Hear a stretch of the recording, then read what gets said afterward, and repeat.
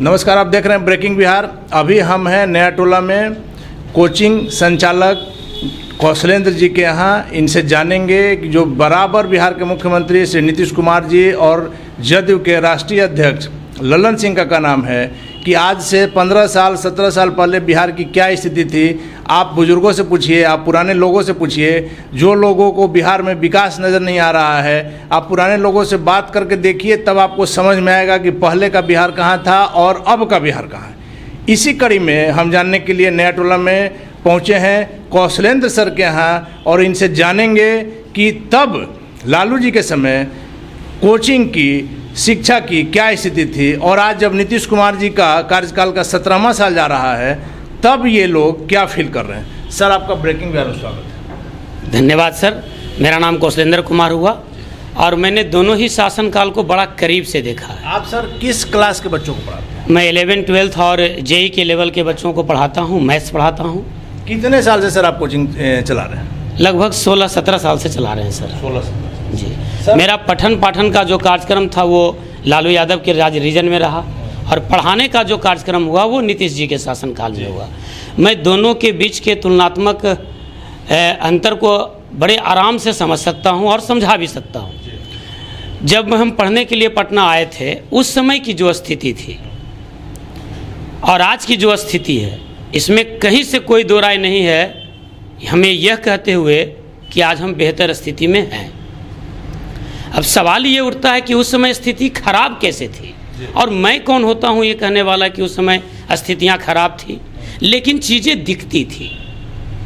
6, 7, 8 बजे के बाद बैच सावधानीपूर्वक नहीं चलाए जा सकते थे। परिणामतः शिक्षकों का पलायन हुआ और जब अच्छे शिक्षक अच्छी व्यवस्था के साथ दूसरे शहरों में चले गए तो रिजल्ट में गिरावट आने लगी। मतलब कह सकते हैं कि उस स्थिति को पुनः वापस लाने के लिए वाकई नीतीश जी ने अच्छा काम किया, सराहनीय काम किया और विकास दर जो 3 से 4% हुआ करता था उसको 10% पर लाए। निश्चित रूप से ये स्वागत योग्य इनका कदम है, लेकिन ये नहीं कह सकते हैं कि इन्होंने भी पूर्ण कर दिया है। सर, ये पलायन कब से कब हुआ? पलायन मेरे हिसाब से तो 92 और 93 के दशक से निकलना शुरू हो गया था। यहाँ के कोचिंग संचालक लोग कहाँ जाना शुरू कर दिए सर? यहाँ के कोचिंग संचालक तो सबसे पहले कोटा में गए। कोटा में उस समय स्थितियाँ अनुकूल हुई। बंसल जी ने लोगों को अच्छे मोटी रकम पर रखना शुरू किया, अच्छी व्यवस्था के साथ। तो जो क्रीम टीचर थे, जिनको हाँ जो सामर्थ्यवान थे और जिनको किसी प्रकार का बिहार में भय था, ये सब लोगों ने अपना डेरा डंडा समेटा और वहाँ जा कर के बच्चों के बीच मेहनत किया। मेहनत पटना के शिक्षक भी कर रहे हैं और काफ़ी कर रहे हैं। आपको याद होना चाहिए कि 92 और 93 के आसपास भी बिहार में हम अंडर 50 में 4-5 लड़के दे ही देते थे, बिहार दे ही देता था। तो पढ़ाई उस समय भी खराब नहीं थी। माहौल व्यापक रूप से चरमराने लगा था। स्थितियाँ, शिक्षकों को सर क्या उस दौर में परेशानी आती थी? शिक्षकों की परेशानी तो आप भी समझ ही रहे हैं। शिक्षकों की परेशानी यही थी कि जब बैच अच्छा चलने लगता था तो उनको लोग टारगेट पर ले लेते थे। अब हम ये नहीं कहेंगे कि उनको टारगेट पर कौन लेते थे, और आज भी टारगेट पर लिया जाता है, लेकिन उस समय स्थितियाँ थोड़ी विपरीत थी। सरकार का नियंत्रण नहीं था? नहीं, नियंत्रण तो था ही, ये नहीं कह सकते कि नियंत्रण नहीं था। हाँ, भ्रष्टाचार और अपराध पर नियंत्रण कोई भी सरकार तब तक नहीं लगा सकती है जब तक आम लोग जागरूक ना हो। तो मैं ये नहीं कह सकता कि उनके समय में नियंत्रण नहीं था, लेकिन थोड़ी ढीली पकड़ जरूर थी। नहीं, ये बात इसलिए उठती है सर कि जब आपने कहा कि 93 के दशक में, 93 के दौर में जब यहाँ से कोचिंग संचालक कोटा की ओर जाना शुरू कर दिए, तो कुछ तो ऐसी घटनाएं हुई होंगी जो यहाँ से कोचिंग संचालक जाना बात शुरू की। हाँ, वही आपसी सुरक्षा का अभाव तो था ही। तो लोग ये सोचने लगे कि 6 से 8 हम बैच पढ़ा ही नहीं सकते हैं शाम में, और भी व्यापक सामाजिक कुरीतियाँ है ही, राह चलते या सरेआम कुछ विद्यार्थियों के साथ अभद्र व्यवहार या शिक्षकों के साथ अभद्र व्यवहार, दोनों ही परिस्थितियों में अच्छे शिक्षक तो इसको झेल नहीं सकते थे। और शिक्षक तो चूंकि लड़ाई नहीं कर सकता इसलिए पलायन करके। नहीं, शिक्षक तो कलम चला सकता है ना सर, शिक्षक का हथियार कलम है। आप ये निश्चित रूप से जान लीजिए कि शिक्षा की जो नीति थी वो लालू राज में भी अच्छी थी। उन्होंने बीपीएससी के समकक्ष एग्जामिनेशन लेकर शिक्षकों की नियुक्ति की, लेकिन अब किसी चीज़ को कर देने से नहीं होता है, उस पर आप अंकुश लगाएंगे, उससे काम लेंगे तब तो। मेरे पास अच्छे अच्छे विद्यार्थी हैं, अब हम इनको डांटेंगे नहीं, मारेंगे नहीं, इनसे काम लेंगे नहीं तो ये परिणाम देंगे कैसे? अच्छा है इसका मतलब क्या? अच्छा है, उसको और अच्छा बनाने के लिए उसको कड़ाई से पालन करना पड़ता है। हो सकता है मेरे कटु व्यवहार से कुछ लोग असंतुष्ट रहता हो, डजंट मैटर एट ऑल। तो उस समय भी ये स्थितियां थी। आपने स्कॉलर तो ले लिया, लेकिन उस पर नियंत्रण आपका गायब हो गया।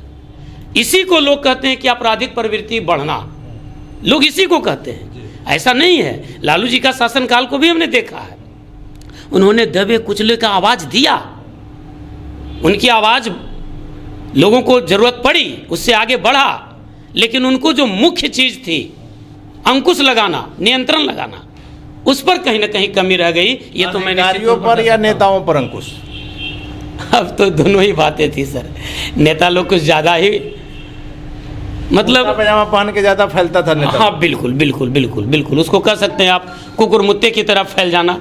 उजला शर्ट और पजामा पहन लिए तो हम नेता ही हैं, और सब चीज़ मेरे जेब में। हाँ बिल्कुल बिल्कुल। ये सर बात एक तो चीज़ लेकिन आपको मानना होगा कि चाहे लालू जी का राज हो या नीतीश कुमार का राज हो, सरकारी तंत्र जो है, सरकारी जो स्कूल है, कॉलेज है, उसमें शिक्षा का स्तर जो है, लोगों का नाम है कि अगर शिक्षा जीवित है तो वो सिर्फ और सिर्फ निजी संचालकों के कारण। क्या इस बात में कितनी सच्चाई? ये बिल्कुल सत्य है। कोचिंग संचालक अगर छोड़ दे तो आप आज जो गर्व के साथ कहते हैं कि बिहारी ये पूरे देश के प्रत्येक जिले में कोने कोने में पड़े हैं, रेलवे, SSC, इंजीनियरिंग, मेडिकल, जहाँ भी हो, तो इसमें कोई दो राय नहीं जैसे कि कोचिंग संचालक का इसमें बड़ा योगदान है। टीचर हैं, इसलिए एक बात तो बनता है, आपसे एक सवाल बनता है कि यहाँ जो बिहार पूरे देश में सबसे ज़्यादा IAS और IPS देता है, उस बिहार में शिक्षा की स्थिति इतनी बदतर क्यों है? ये तो ब्यूरोक्रेट्स को सोचना चाहिए। योजना तो बनाती है। मान लिया जाए कि आपको आज के डेट में शिक्षा मंत्री बना दिया जाए, तो आप शिक्षा के अच्छाई के लिए क्या करें? सबसे पहले मैं कड़ाई से रूटीन फॉलो करूंगा। जितने टीचर्स हैं, जितने स्टाफ हैं और जितना इस पर सरकार पैसा खर्च कर रही है, उसको अगर क्रियान्वयन कर दिया जाए तो 4 चांद लग जाएगा। No need to go any private school.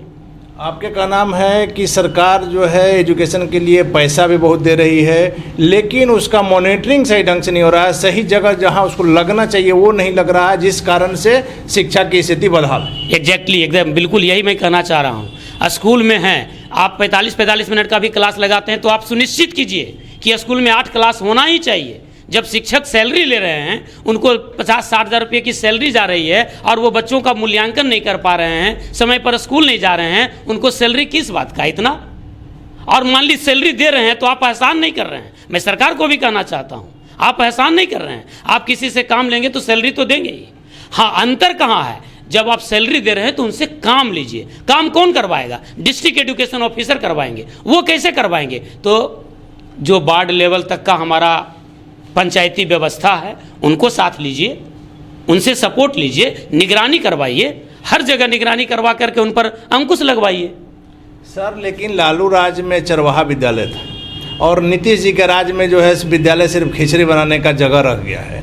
तो आपको नहीं लगता है कि अध्ययन केंद्र में, स्कूल कॉलेज में खिचड़ी का जगह नहीं रह के सिर्फ पढ़ाई और पढ़ाई होना चाहिए? टीचर और बच्चों का ध्यान तो सिर्फ खिचड़ी पर ही है।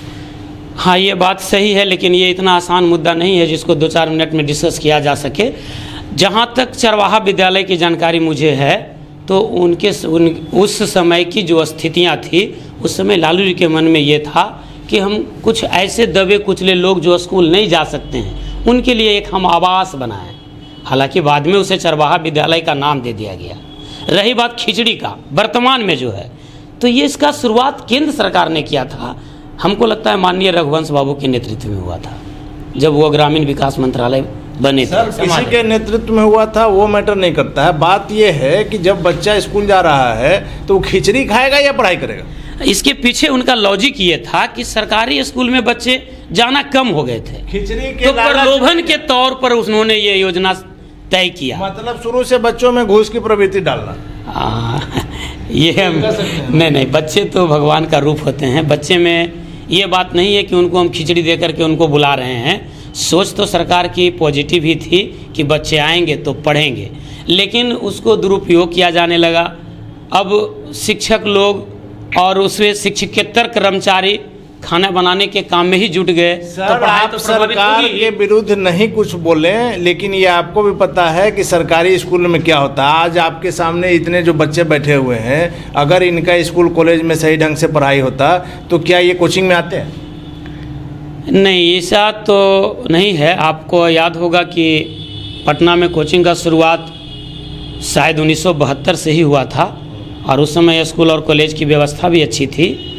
कोचिंग का विकास, कोचिंग का निर्माण, आप ऐसा नहीं कर सकते हैं कि सरकारी व्यवस्था फेलुअर है इसलिए है। नहीं, बच्चों में आगे बढ़ने की ललक है, और जो रिक्वायरमेंट्स इनको चाहिए वो वहाँ नहीं मिल पाता है, तो बेहतर करने के लिए ज्वाइन करते हैं। ये नहीं कि सरकारी सिस्टम फेल है। फिर सर बात वहीं आके रुक जा रही है कि बेहतर करने के लिए प्राइवेट ही टीचर क्यों?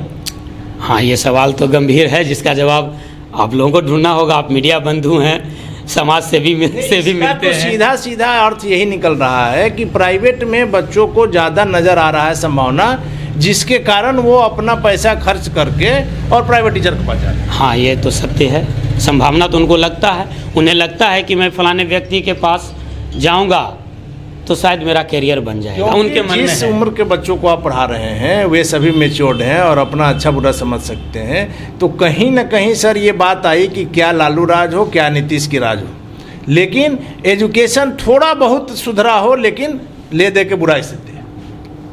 हाँ, सब मैच्योर्ड विद्यार्थी तो है और राज्य के कोने कोने से है, तो हम ये नहीं कह सकते हैं कि किसी एक पार्टिकुलर जगह का है। समस्तीपुर, अरवल, कटिहार, किशनगंज, आपको कुटुंबा, औरंगाबाद, मध्य बिहार, सब जगह के बच्चे हैं। तो इसका मतलब ये हुआ कि हर जगह पर जो क्वालिटी स्टूडेंट्स हैं, चाहे वो राज्य के किसी भी ज़िले के हों, अगर उन्हें लगता है कि मुझे अपना भविष्य अच्छे तरीके से संवारना है तो वो प्रेफर करते हैं पटना, और पटना में भी प्रेफर करते हैं वैसे टीचर्स जो पुराने हैं, पढ़ा रहे हैं। मतलब साफ है, उनको अपने भविष्य की चिंता है। इसमें हम सिस्टम का फेलोरिटी नहीं मानते हैं, इसमें हम सिर्फ और सिर्फ ये मानते हैं कि बच्चे अपना भविष्य निर्धारित करने के लिए या सुनिश्चित करने के लिए या अपने मंजिल तक पहुंचने के लिए, अपने हौसलों को उड़ान देने के लिए पटना चुनते हैं, कोटा चुनते हैं, दिल्ली चुनते हैं। ये न सिर्फ पटना की बात है, न सिर्फ बिहार की बात है। आप झारखंड चले जाइए, बंगाल चले जाइए, आपको पता होगा कि एलएन कोटा में जो इंस्टीट्यूट है वहाँ पर 2-2 लाख 3-3 लाख लोग प्राइवेट में पढ़ते हैं। तो क्या सिर्फ बिहार के ही हैं? हाँ, बिहार के ज़्यादा हैं। इस मामले में आपका सवाल बहुत ही शानदार है और बहुत ही अच्छा है कि आप दोनों में तुलनात्मक अध्ययन करके ये बताइए कि दोनों में क्या परेशानियां थी, और ले दे करके शिक्षा वहीं के वहीं है। तो सवाल जायज़ है आपका, बिल्कुल जायज़ है आपका, और जवाब भी मेरा क्लियर है कि जब तक आप अंकुश नहीं लगाएंगे अपने ब्यूरोक्रेट्स पर, अपने कर्मचारियों से काम लेने की प्रवृत्ति आपकी नहीं होगी। आप कितना भी पैसा खर्च कर दें, आपकी कितनी भी नीतियां बन जाए, कुछ नहीं होने वाला है। नई शिक्षा नीति बना दी है। एक सवाल का और जवाब दे दीजिए सर। आपने लालू जी का भी शिक्षा नीति में कोई बुराई नहीं कहा, नीतीश जी का भी नहीं कहा। आपको चुनना हो तो दोनों में कौन सरकार चुनेंगे? नीतीश सरकार। नीतीश सरकार को आप चुनेंगे? बिल्कुल। क्यों? विजन और मिशन इनका क्लियर है, और गोल तो पहले से ही पता है। मिशन और विजन जिसका क्लियर हो सर, वो अच्छा शासन दे ही सकता है।